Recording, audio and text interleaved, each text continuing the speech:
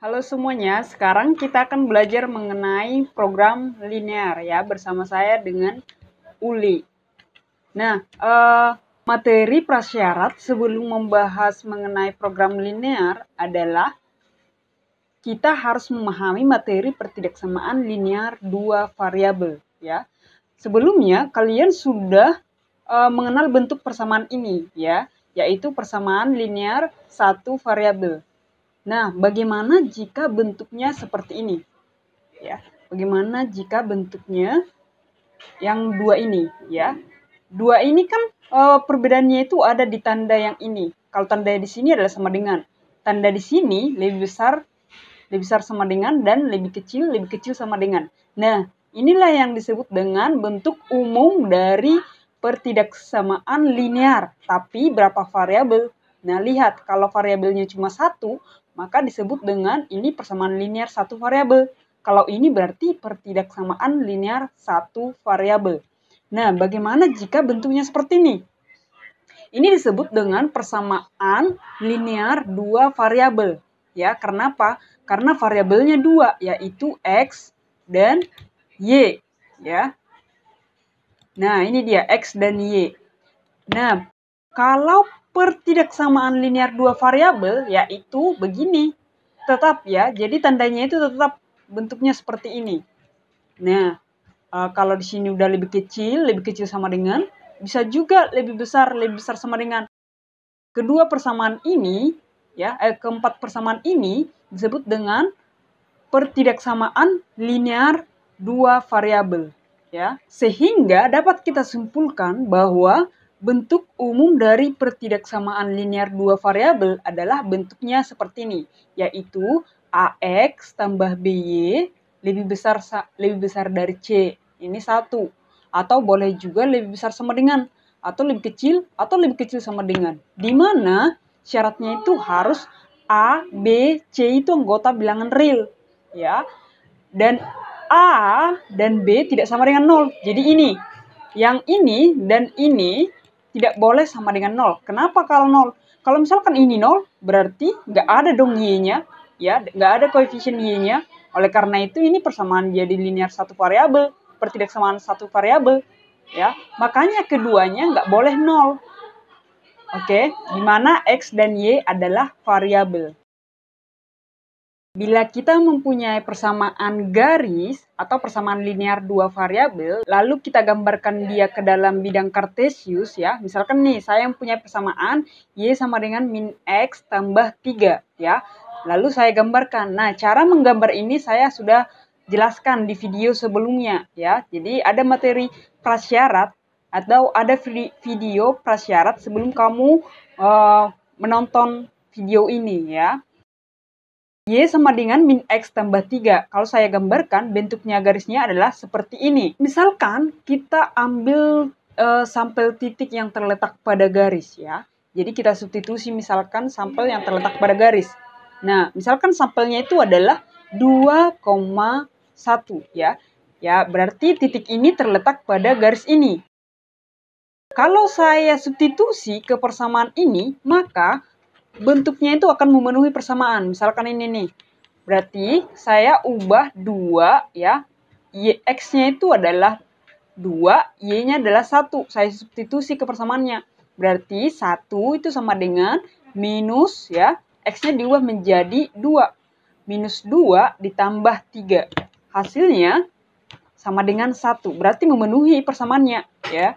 Ini memenuhi. Misalkan saya ambil lagi sampel yang kedua. Ya, yang terletak pada garis 4, minus 1. 4, minus 1 berarti itu ada di sini ya.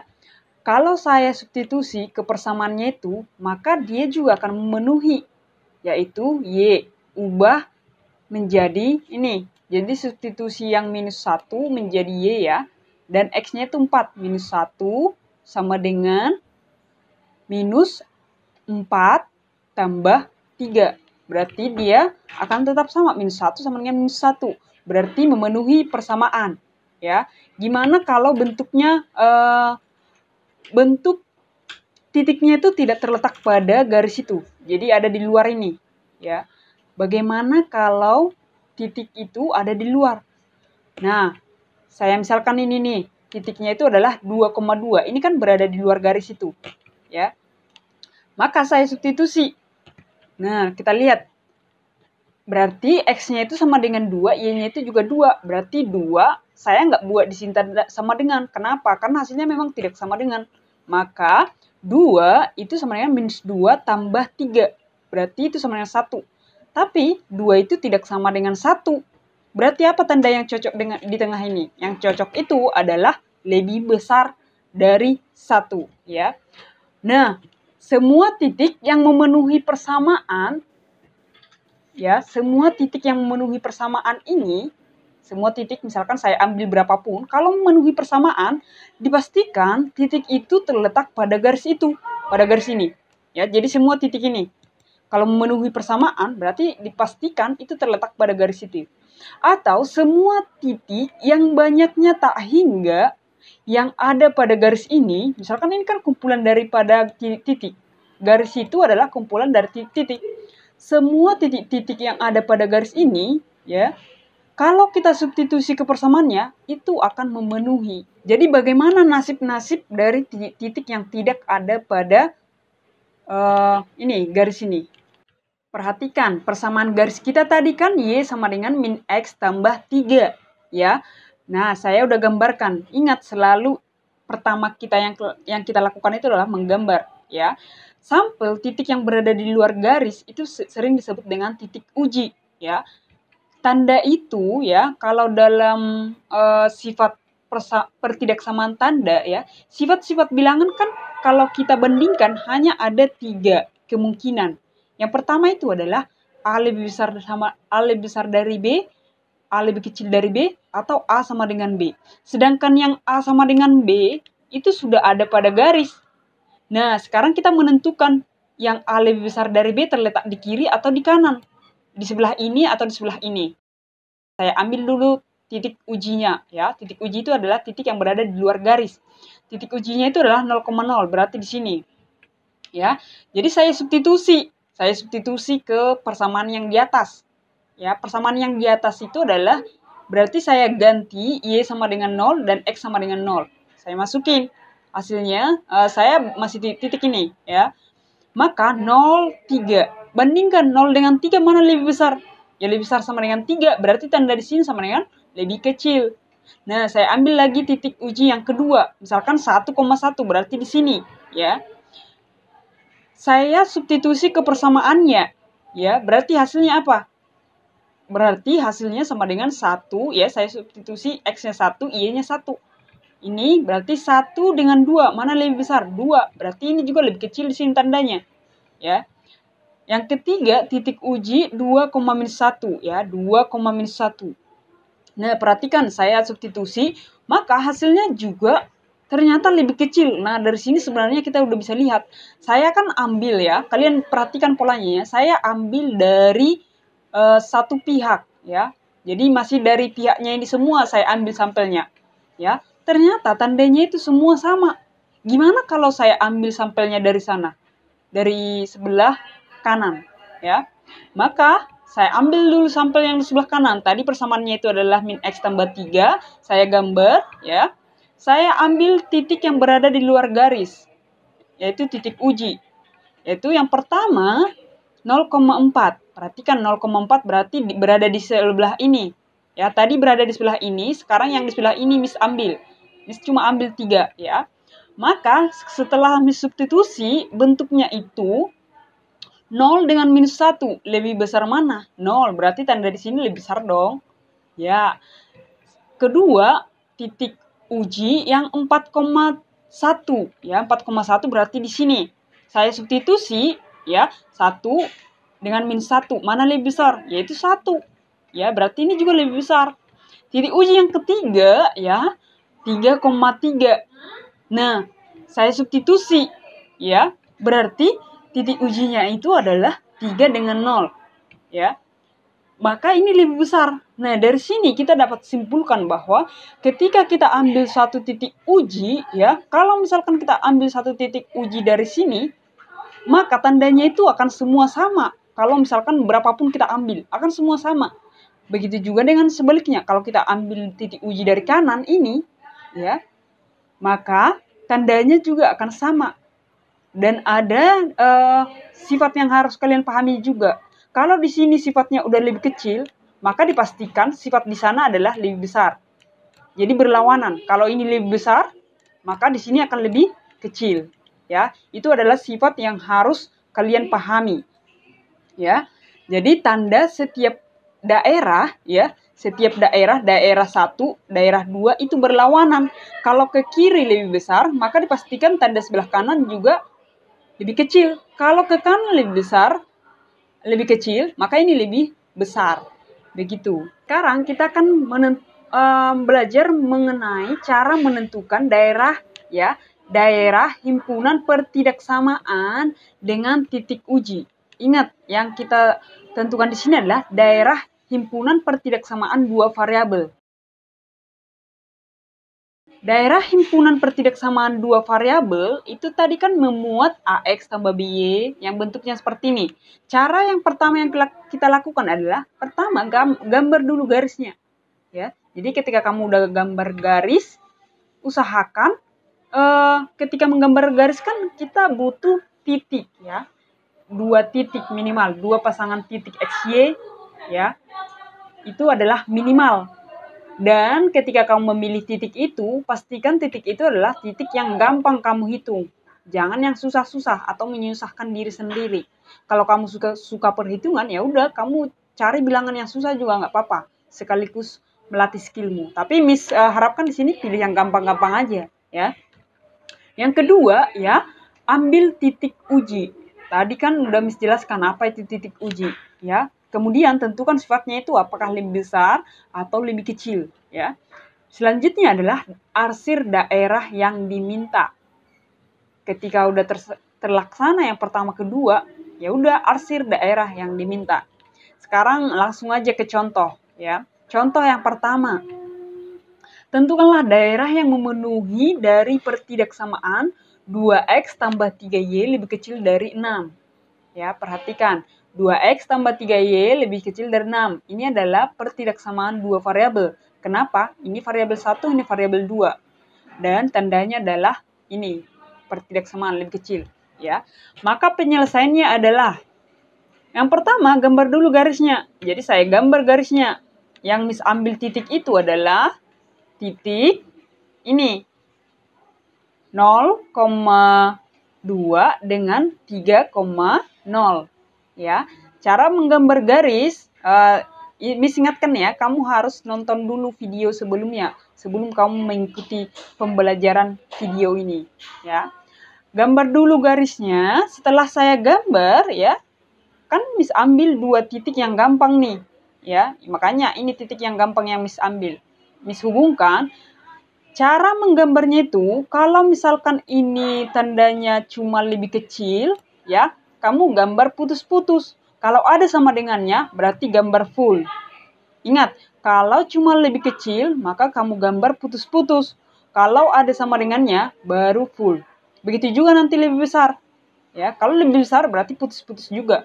Tapi kalau lebih besar sama dengan, berarti kamu penuh. Ya, saya udah gambar garis.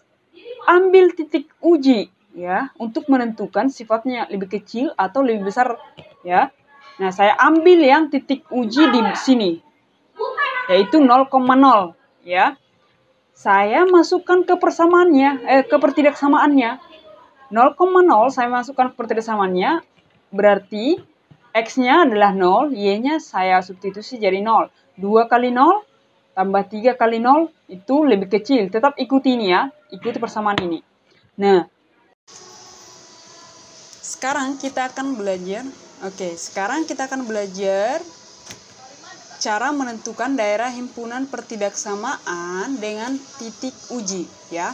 Ini kan titik uji, berarti nanti ada tanpa menggunakan titik uji, ya. Ini khusus daerah himpunan pertidaksamaan linear dua variabel. Kalau linear dua variabel itu selalu berhubungan dengan garis. Maka yang kita lakukan pertama sekali adalah gambar dulu garisnya, ya. Kemudian, sebelum menggambar garis, Miss ingatkan lagi, ketika menggambar kamu ambil minimal 2 titik, dan 2 titik itu pastikan titik itu adalah titik yang gampang ya, supaya kamu mudah menghitung ya, dan ketelitiannya itu lebih besar begitu. Nah, yang kedua, ambil titik uji. Titik uji itu adalah titik yang berada di luar garis atau ya, yang berada di luar garis. Dari sini kita akan menentukan sifatnya lebih kecil atau lebih besar. Nah, yang ketiga adalah arsir daerah yang diminta.